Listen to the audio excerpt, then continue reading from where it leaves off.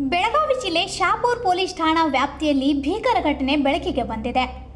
ಸಾಮಾಜಿಕ ಜಾಲತಾಣ ವಿಶೇಷವಾಗಿ ಇನ್ಸ್ಟಾಗ್ರಾಮ್ ಮೂಲಕ ಪರಿಚಯವಾದ ಯುವತಿಯ ಮೇಲೆ ವಿಶ್ವಾಸಗೋಚರವಾಗಿ ಲೈಂಗಿಕ ದುರುಪಯೋಗ ಮಾಡಿ ಬ್ಲ್ಯಾಕ್ಮೇಲ್ ಮಾಡಿದ ಆರೋಪ ಕೇಳಿ ಬಂದಿದೆ.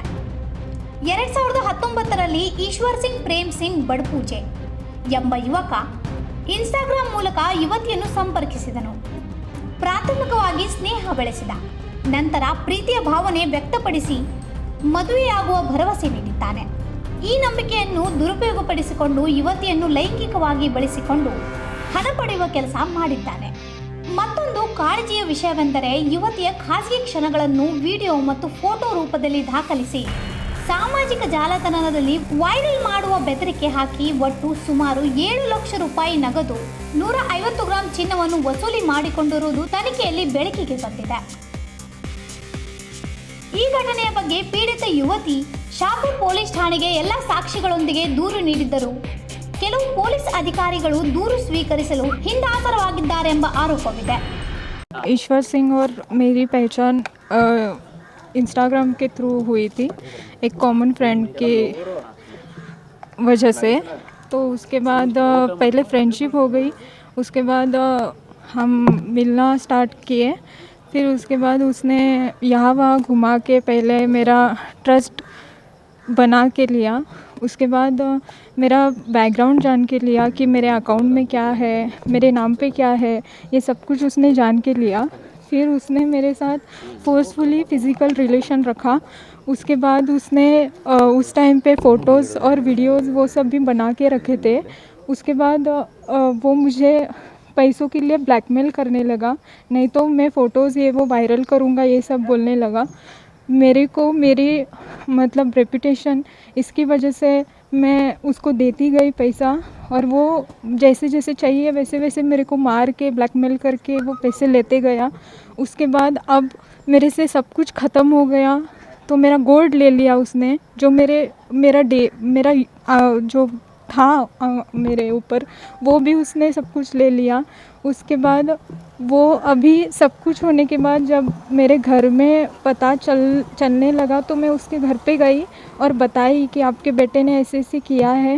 तो उसके घर वाले मेरे को ही मारने लगे और कहने लगे कि 3 करोड़ लेके आओ, और 3 करोड़ में से 30 लाख रुपए माइनस करके ऊपर के दे दो पैसा और हमारे बेटे से शादी कर लो. अब सब जगह से मेरे को कुछ रिस्पांस नहीं मिल रहा है. मैंने बाहर से लोन निकाल के भी उसको लिया है मैंने मेरे फ्रेंड से वगैरह. तो मेरे को अभी सब कुछ एकदम ऐसा पूरा ये हुआ है. तो अभी मेरे को कोई सपोर्ट नहीं कर रहा है. तो मेरे को मेरा जो लॉस हुआ है, मेरा मेंटली, फिज़िकली या फाइनेंशियली जो भी, वो मेरे को सब कुछ चाहिए और उसको उसकी सज़ा मिलनी चाहिए, क्योंकि उसने मेरे को बहुत मारा है, उसके घर वाले तक मारे हैं. मेरे को वो न्याय चाहिए. पुलिस वो शाहपुर पुलिस स्टेशन में लगातार मैं 1 महीने से जा रही हूँ, वो कुछ रिस्पांस नहीं दे रहे हैं. वो उनकी साइड ले रहे हैं, उनको वो पाप करके बोल रहे हैं, वो उनको कुछ भी नहीं कर रहे. वो आराम से, वो अभी फाइनेंस में था, बजाज फाइनेंस में. अभी वो विस्तारा कोई सा तो फाइनेंस है, वहाँ पे है. तो बस इतना ही. गोल्ड ऑर्नामेंट्स पुलिस स्टेशन में, गोल्ड ऑर्नामेंट्स सगळे पुलिस स्टेशन में ला के रखे थे उन्होंने. तो वो कॉम्प्रोमाइज़ उतने में ही करना चाहते थे, सिर्फ गोल्ड दे के. पैसा वो 1 रुपये नहीं देते बोल रहे हैं, और इसमें पुलिस भी उनको सपोर्ट कर रही है. जो गोल्ड उन्होंने पुलिस स्टेशन में ला के रखा था वो उन्होंने वापस से मेरे हाथ में दिखाया और उनको वापस दे दिया. हमारे वहाँ से जाने के बाद उन्होंने FIR तक नहीं ली मेरी. तो अब देखो, मेरे को इसमें न्याय मिलना चाहिए. आपका पर्सनली वीडियो करके आपको ये कर रहा है? हाँ, ब्लैकमेल कर रहा था वो. मेरे पास उसके भी प्रूफ्स है, और अगर मैं पुलिस स्टेशन जाती हूँ बोली तो वो वही मेरे को धमकी देता गया कि मैं ब्लैकमेल करके मैं क्या धमकी देता है? वो मैं वीडियोज़ फ़ोटोज़ वगैरह सभी वायरल करूँगा, यही वो धमकी देता है मेरे को. पुलिस को पता है कि उसके पास 2 मोबाइल है, पर अभी तक सीज नहीं किए. पुलिस को वो भी पता है कि उसके पास 2 फ़ोन्स हैं, और दोनों फ़ोन में उसने वैसा बोला है कि मेरे पास दोनों फ़ोन में तेरा सब कुछ है. तो वो पुलिस अभी तक उसके पास ही फ़ोन रखे, वो सीज़ नहीं करे हैं फ़ोन भी. क्या क्या बोल के आपको फंसाया उसने? पहले तो कैसा था, मिले कब मिले, कैसे मिले? हम 2019 मिले थे 20 में, मतलब ऐसा सामने से। और उसके बाद उसने पहले तो फ्रेंडशिप करके स्टार्ट किया था। उसके बाद धीरे धीरे वो चालू करा उसने कि मैं अच्छा दिखाने लगा वो। उसके बाद उसने शादी के लिए सब कुछ प्रॉमिसेस किए थे, फोर्सफुली फिजिकल हुआ।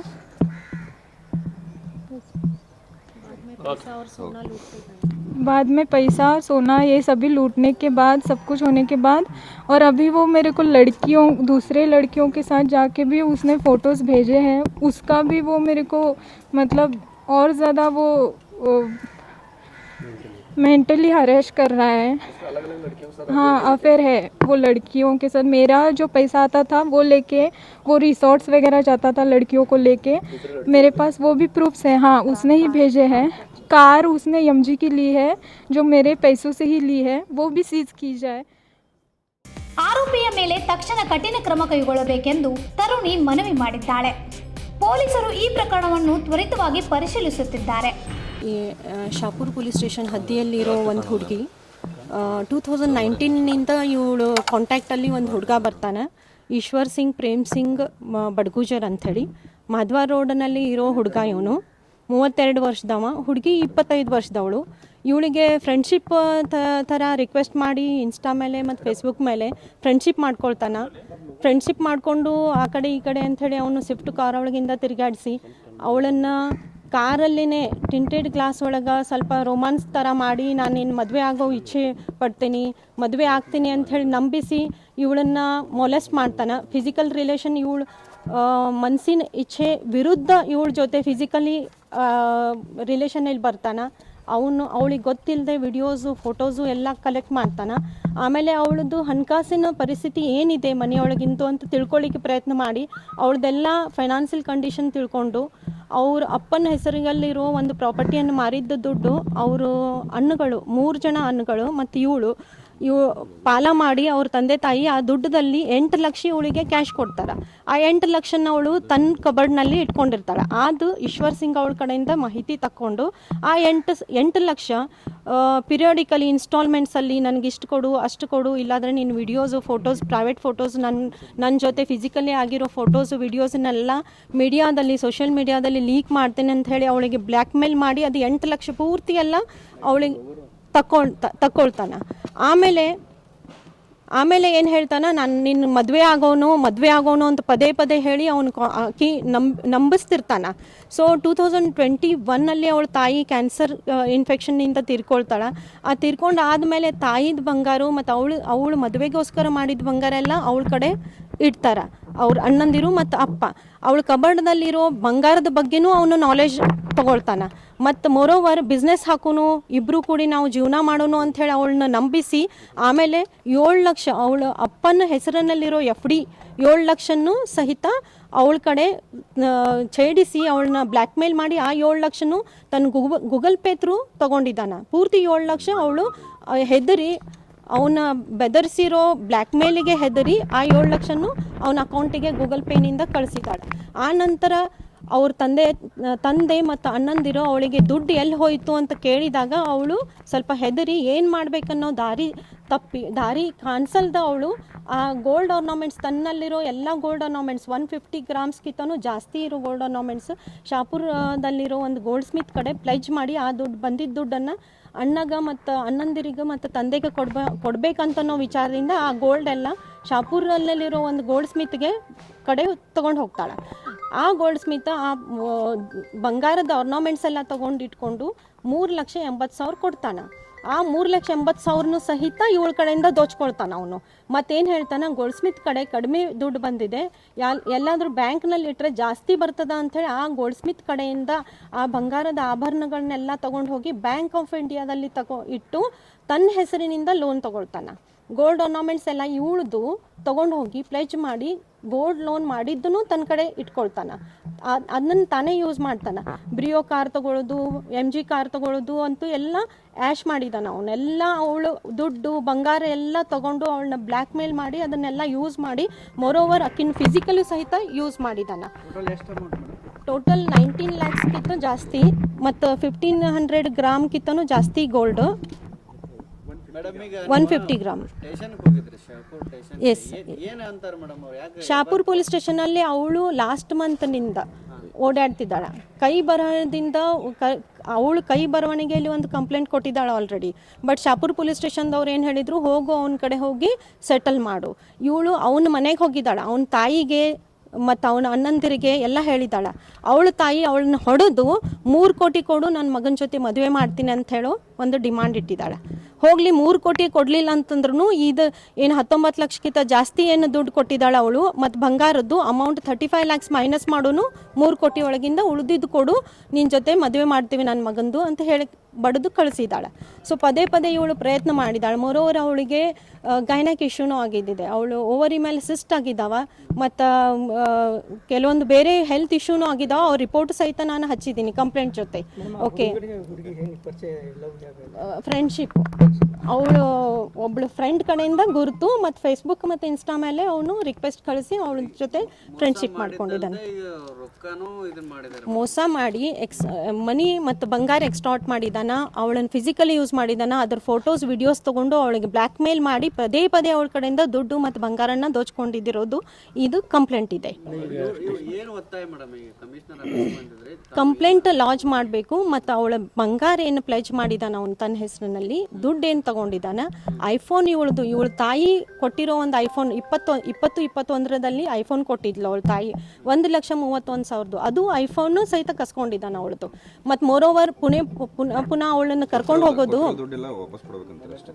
ಕೊಟ್ಟಿರೋ ದುಡ್ಡು ವಾಪಸ್ ಕೊಡಲ್ದೆ ಬಂಗಾರ ವಾಪಸ್ ಕೊಡಬೇಕು, ಐಫೋನ್ ವಾಪಸ್ ಕೊಡಬೇಕು. ಮತ್ತು ಅವಳಿಗೆ ಆಗಿರೋ ಅನ್ಯಾಯ, ಅತ್ಯಾಚಾರ ಏನು ಮಾಡಿದಾನ, ಬ್ಲ್ಯಾಕ್ ಮೇಲ್ ಮಾಡಿದಾನ, ನಿನ್ನ ಮದುವೆ ಆಗಲ್ದಂಗೆ ನೋಡ್ಕೊಳ್ತೀನಿ, ಮತ್ತು ನೀನು ಪೊಲೀಸ್ ಸ್ಟೇಷನ್ಗೆ ಹೋಗಿ ಕಂಪ್ಲೇಂಟ್ ಏನಾದರೂ ಕೊಟ್ಟರೆ ನಾನು ನಿನ್ನ ವಿಡಿಯೋಸು ಫೋಟೋಸ್ ಎಲ್ಲ ಲೀಕ್ ಮಾಡ್ತೀನಿ ಅಂತ ಹೇಳೋ ಒಂದು ವಿಡಿಯೋನೂ ಆಡಿಯೋನೂ ಇದೆ ಅವಂದು.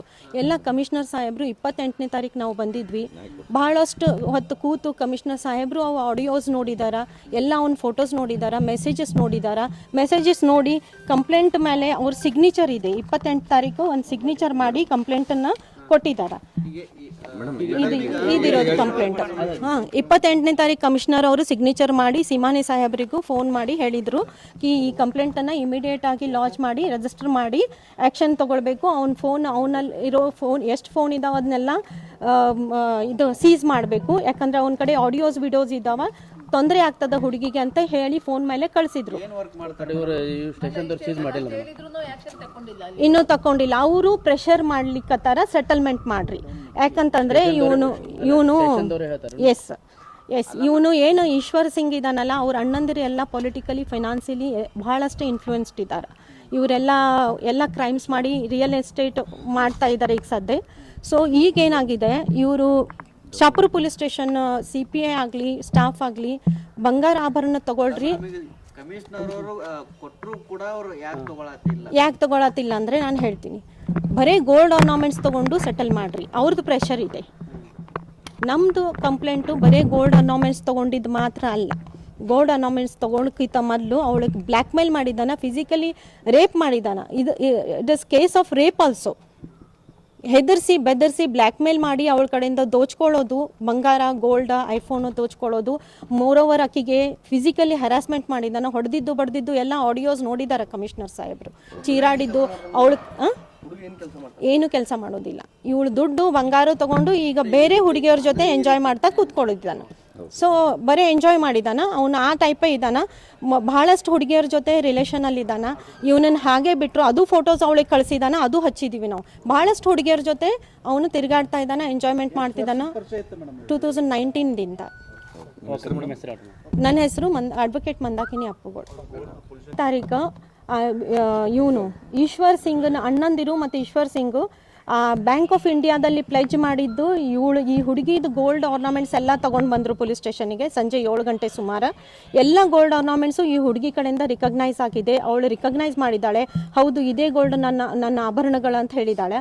ಅದನ್ನು ಪೊಲೀಸರು ಎಲ್ಲ ಐಫೋನು ಇತ್ತು, ಅದನ್ನು ರಿಕಗ್ನೈಸ್ ಮಾಡಿದ್ದಾಳೆ. ರಿಕಗ್ನೈಸ್ ಮಾಡಿದ್ರೂ ಆ ಆಭರಣಗಳು ಅವನಿಗೆ ಕೊಟ್ಟು ವಾಪಸ್ ಕಳಿಸಿದ್ದಾರೆ, ಯಾಕಂದರೆ ಇವಳು ಕಾಂಪ್ರಮೈಸ್ ಮಾಡಲಿಕ್ಕೆ ತಯಾರಿರಲಿಲ್ಲ ಅಂಥೇಳಿ.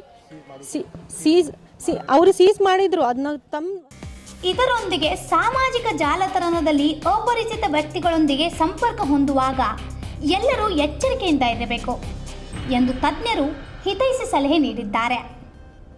ಇಂಥ ಇನ್ನೂ ಅಪ್ಡೇಟ್ಗಳಿಗಾಗಿ ಫಾಲೋ ಮಾಡಿ ವಾಯ್ಸ್ ಆಫ್ ರೇಣುಗ್ರಾಮ್ಗೆ.